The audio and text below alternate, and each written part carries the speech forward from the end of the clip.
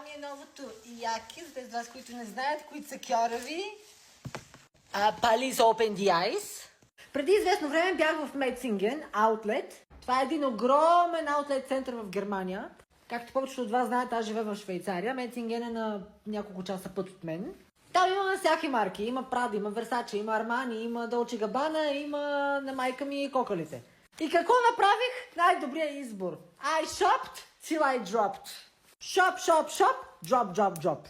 Влизам в магазина, нали, продавачка така ме гледа от високо. Здравейте, така беше много мила жената, между другото. Не знам при вас как е, обаче при мен, ако продавачката е мила, добра, вежлива, учтива, предлага ми чаша вода, оставя ме да гледам на спокойствие, да се мъкне до мене като потресар да се носам някакъв престъпник. С такава уникална продавачка ще изкупа целия магазин. Купих две неща. Едното е това яке, вече го видяхте, другото е, ще ви го покажа след малко. Пак е яке. По-скоро палто. Тези палта са малко специални палта. Crazy, не са за всяка. И двете са колекция от 2019 година. Както казах, това е аутлет център, има стоки стари и имаше, това последни бройки, с смисъл 30. Това е 36-ка, това е гигантско. Гигантско, 36-ца. Няма къде да се намерят вече тия неща, изкупени са, разпродадени са от всички сайтове, от всичко навсякъде. Още само като влязах в магазини, продавачката беше някаква такава: "Oh, this girl needs a big, puffy, pink coat." Окей? Това яке, като го вържа, буквално съм като торта. I'm looking like a pancake. Look at that, look at that. A pancake. Като торта. Ексцентрично е, уникално е, перфектно е и е розово. Мама, какво повече искаш от този живот? Гледай. Да. Това яке също така може да е като палатка. Или като одяло. Разбира се, че изглеждаш като чувал, розов, ама изглеждаш като айконик чувал. Такова яке първо не се среща всеки ден, като първо. Като второ, колкото е студено да е навънка, винаги ще ти топли. И най-важното да не пропусна, че ми е мечта от 2019 година. Откакто излязла, значи Ким Кардашиан го носи, Ариана Гранде го носи, всички подяволите носят това розово puffy coat. And now I got them, look at that. Мале колко съм excited, боже господи, чакай да ти покажа и другото. Забравих да ви кажа, че и двете съм ги взела на 50% намаление, слава богу.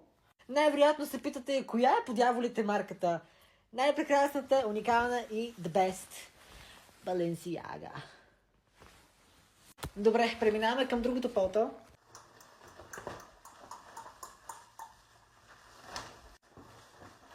Така.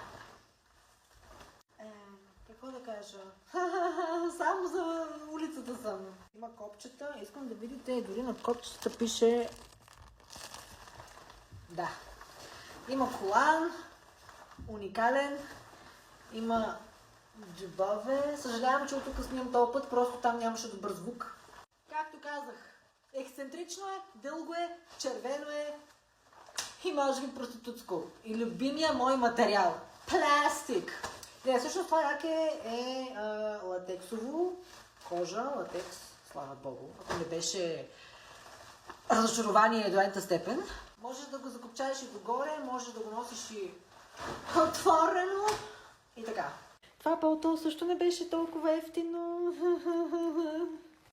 Беля шал, две неща си купих и отиде заплатата на една германска фамилия. Няма да ви казвам цената, защото ще си кажете, че съм тотално откачалка, честно говоря. Не, знаете ли какво ще ви кажа цената? Розовото ми излезе 1200 франка, това са някъде към 2400 лева, само розовото. С 50% намаление, разбира се. Оригиналната цена е 2500, мисля, франка на палтото. Това е също към 2300, 2400, ще ви излъжа, за 1100 го взех. И така, затова подкрепите ме, защото много скоро ще живея под някоя мощ, че края една рекичка. Дълбоко се надявам да ви е харесало моето Fashion Haul видео. Как няма ти хареса? Гласувайте, ако ви е харесало, трябва да ви хареса. Няма как да ви. Такова нещо няма как да не ти хареса. Сестро! Муро! Муро! Боже! И сега не искам някои хора да тръгнат да ми говорят: ама ти си много материална. Да, материална съм. Вие имате любов, имате си половинки, имаш си мъж, имаш си жена. Аз нямам нищо, освен палта. Това е моето щастие. Това. Якета.